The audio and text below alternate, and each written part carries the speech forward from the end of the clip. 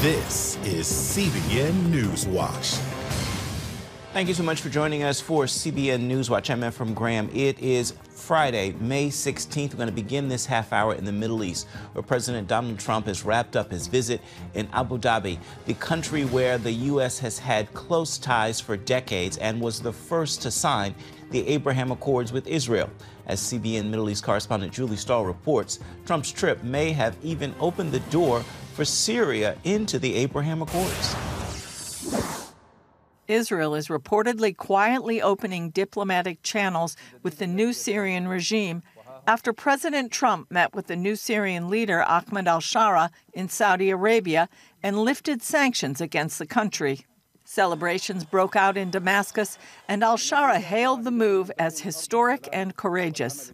President Trump extended an invitation to al-Shara to join the Abraham Accords, and he reportedly said yes, paving the way for Israeli security officials and Syrian regime officials to meet in Azerbaijan about the possibility of the Arab country joining the Abraham Accords. Regional players are interested in pulling Syria out of the grip of Iran, which propped up the former regime of Bashar al-Assad for years. Trump received a warm welcome from United Arab Emirates President Sheikh Mohammed bin Zayed Al Nahyan. Trump signed more business deals for the U.S. He left the palace in Abu Dhabi after a state dinner on Thursday evening, his last night in the Middle East. In Doha, where talks are taking place for the release of the hostages, U.S. Special Envoy to the Middle East, Steve Witkoff, told other mediators that the U.S. doesn't plan to force Israel to end the war in Gaza. Many Israelis were concerned by President Trump's meetings, deals, and offers to leaders that Israel doesn't have good relations with.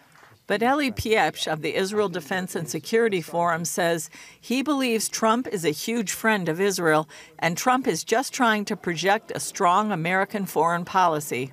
That doesn't mean that President Trump doesn't value the interests of its strong ally, Israel. And I think President Trump has made it clear that values Israel as an ally, sees Israel and the U.S. fighting the same war against the same enemies. Israelis in Jerusalem had mixed feelings about Trump's visit. I'm happy he's in the region. I'm not happy he didn't visit Israel. I mean, you have to take it a little bit of an affront. I'm grateful that he got Idan Alexander released. He's going to do big business over there, so I don't think it's got to do with Israel anything, because he's a friend of Israel. Julie Stahl, CBN News, Jerusalem. And our bureau chief, Chris Mitchell, joins us now. So, Chris, what were the highlights of the president's trip? Well, I think, first of all, Ephraim, you have to look at the economic bonanza right now. More than $3 trillion worth of agreements with, UAE, Saudi Arabia, and Qatar. Just an amazing. This is sort of like the art of the deal on steroids. Also, progress in the Abraham Accords. Really going outside the box, inviting Syria into the Abraham Accords, and also inviting Saudi Arabia. Trump was saying it was his dream and his hope that they could join, but it's up to them and their timing. Also, I think a greater American sphere of influence in the Middle East, and less of China and Russia that certainly wanted to include their sphere of influence there in the Middle East. So, really amazing things that happened this week. And the pomp and circumstance was really over the top, Ephraim.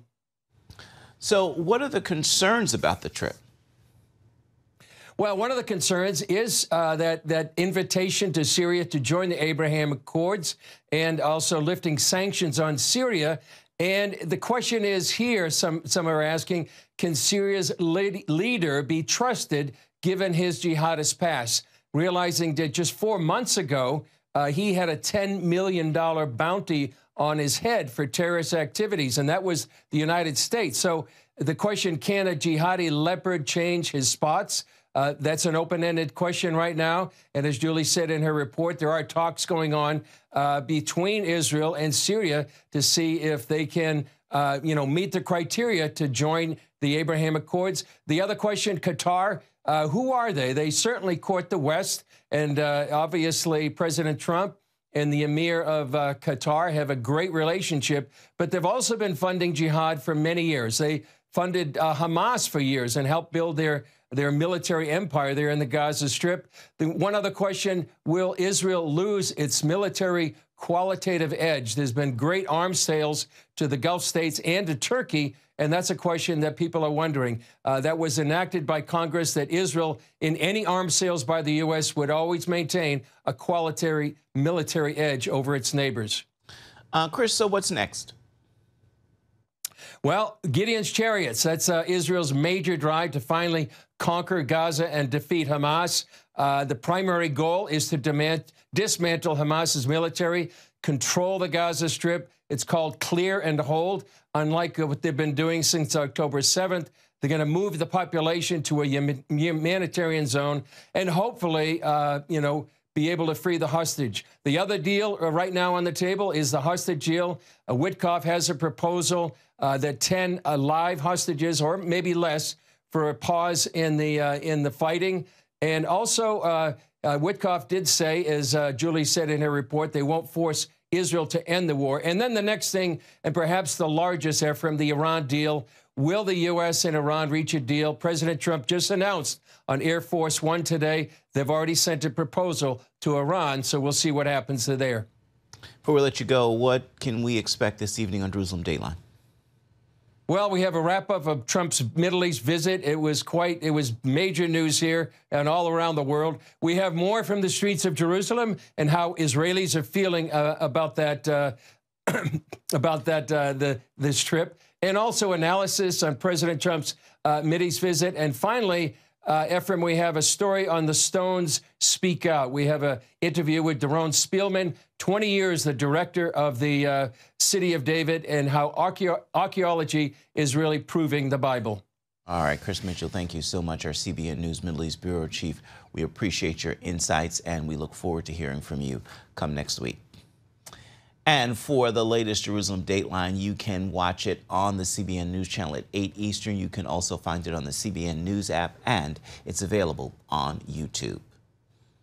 A high-stakes court case could alter the power of federal judges to block presidential actions nationwide. At the center of the dispute, an executive order from President Trump against birthright citizenship. But the key focus in the case is if a single district judge can stop a presidential order for the entire country. Our Brody Carter has this report. One of the most powerful tools available to judges, the nationwide injunction, took center stage at the High Court. So in answer to Justice Gorsuch's point, we've had universal injunctions in some form, correct? Since the founding. That's right. If I can make 2 points on that, Justice Sotomayor. Correct? Exactly. At the center of Thursday's hearing, President Trump's order to end birthright citizenship for children of parents who aren't citizens themselves. Several judges halted it with nationwide injunctions. Before weighing the policy itself, now the court will decide how far a single judge's power can go. We have a system. The system works well the way it's designed. The only thing that's not happening is the president's not getting the outcomes he desires. Legal expert Mike Fox says this is exactly what courts are supposed to do, while others like Paul Larkin with the Heritage Foundation think a single district judge should not have that much power. Not only are district court judges acting like little Supreme Courts, they're also acting like little Congresses. They've gone way beyond their assigned role in our federal system.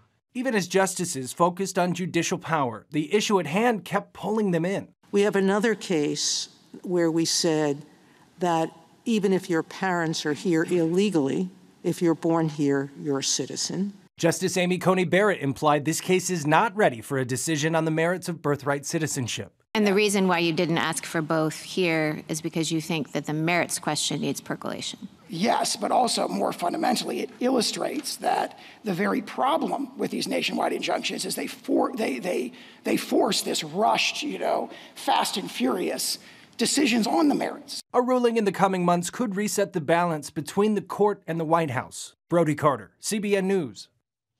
Some welcome news in America's battle with drug addiction. U.S. overdose deaths dropped 27% last year, the biggest one-year drop on record.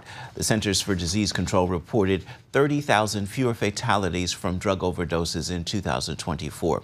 An estimated 80,000 people died that year, down from 110,000 in 2023. The ability of the overdose drug of the overdose drug naloxone is credited as one of the reasons for that decline. Coming up, see why the Trump administration's refugee policies is creating controversy. Stay with us. You're watching CBN NewsWatch.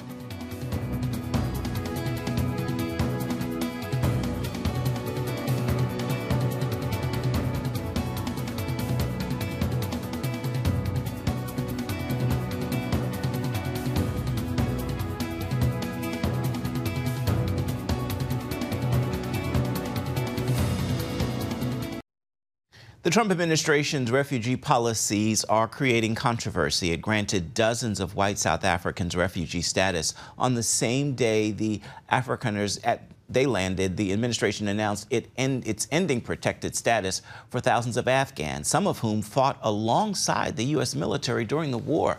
Our Caitlin Burke has more. The administration says white South Africans, especially farmers, are being discriminated against, denied job opportunities, and have been subject to violence because of their race. It's a genocide that's taking place. White farmers are being brutally killed and their land is being confiscated.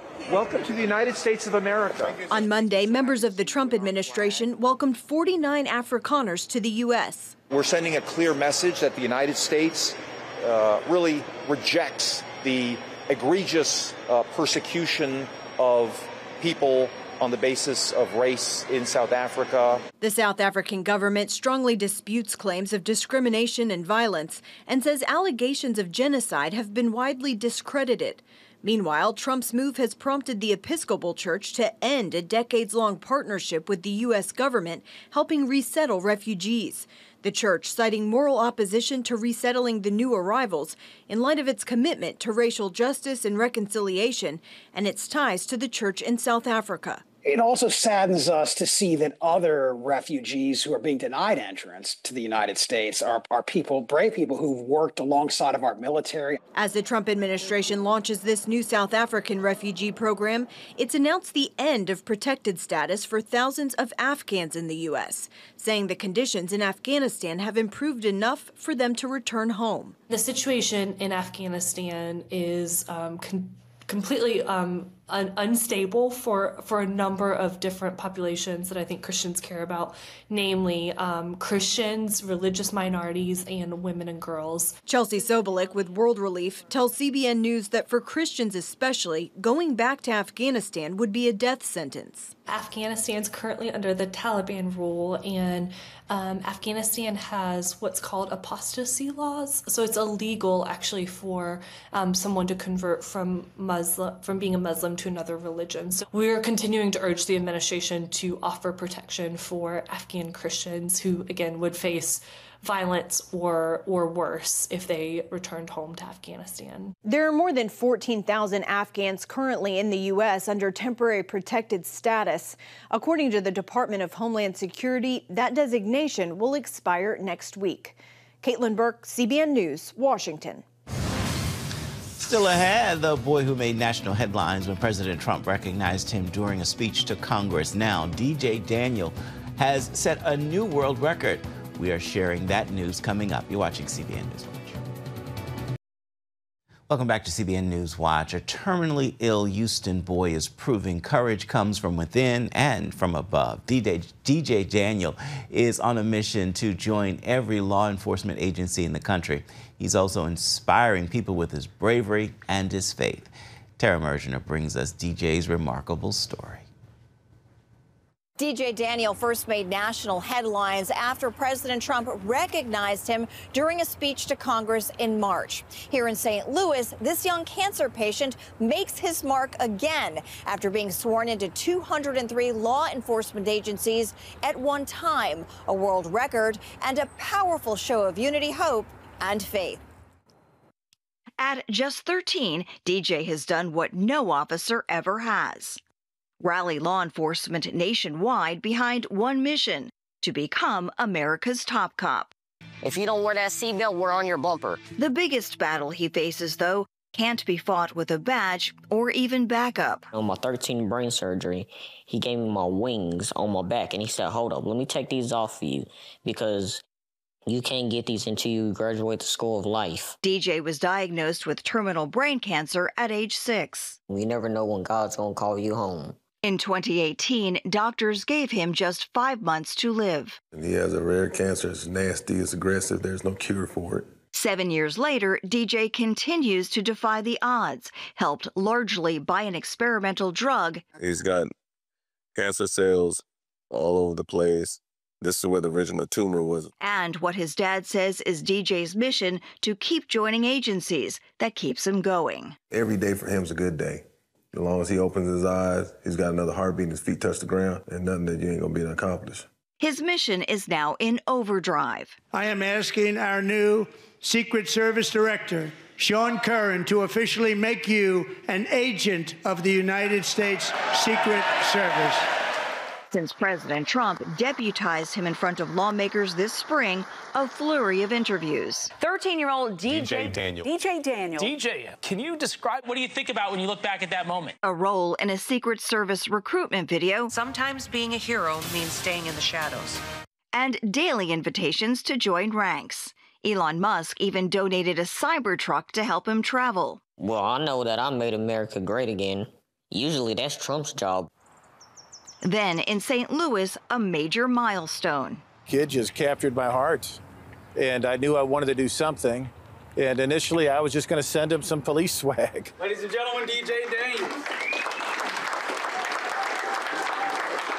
Instead, Berkeley detective Steve Runge organized a massive ceremony. I think the draw with DJ is love and hope. To protect the innocent against deception. Agencies from far and wide reaching out to help him achieve a world record and crush his goal of joining 1,000 departments. A powerful reminder of the heart behind the badge.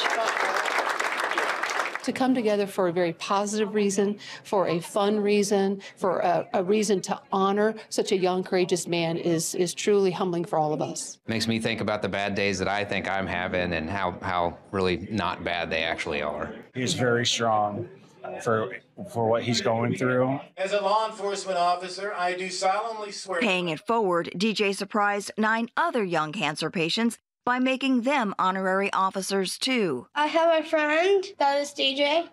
He's my person. And then another unexpected moment of unity. I'd like for you to count in my son's page. If you got to do this for me, I'd appreciate it. Michael Brown Sr., whose son's 2014 death in nearby Ferguson became a flashpoint in a national debate on policing, accepted Theo's invitation to stand alongside police and badge DJ in his place.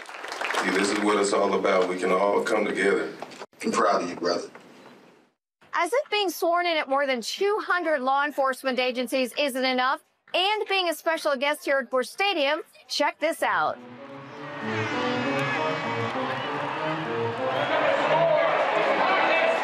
DJ took the mound for the first ceremonial pitch. How much has your faith been part of this journey? It's been all of it. You know, the way his cancer works is he'll eventually not be able to walk. And then you're going to continue to carry him to all of these places. I'll carry him to the ceremonies, and if God decides to say, I need what belongs to me back, then I'll carry him home. A childhood dream is now his testimony. Stay blessed, believe in God, have faith. And the belief that God is using DJ's time here on Earth for a bigger purpose. In St. Louis, Missouri, Tara Mergener, CBN News. And stay with us. Your Friday Faithful is coming up next.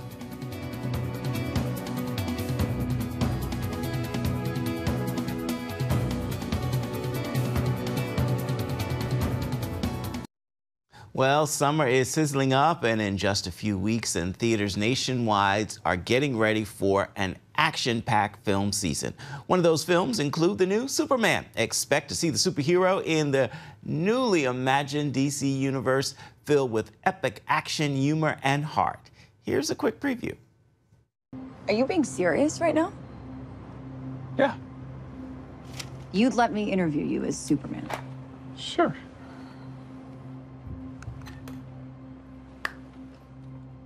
Ready? Let's do it, Cronkite. Superman. Miss Lane. Recently, you've come under a lot of fire for what some it's might. a lot of fire. It's a lot. Today, the Secretary of Defense said he was going to look into your actions. That's funny? My actions? I stopped a war. Maybe. Not maybe. I did. In effect, you illegally entered a country. This is how you're gonna be? I'm not the one being interviewed, Superman. Did you consult with the president?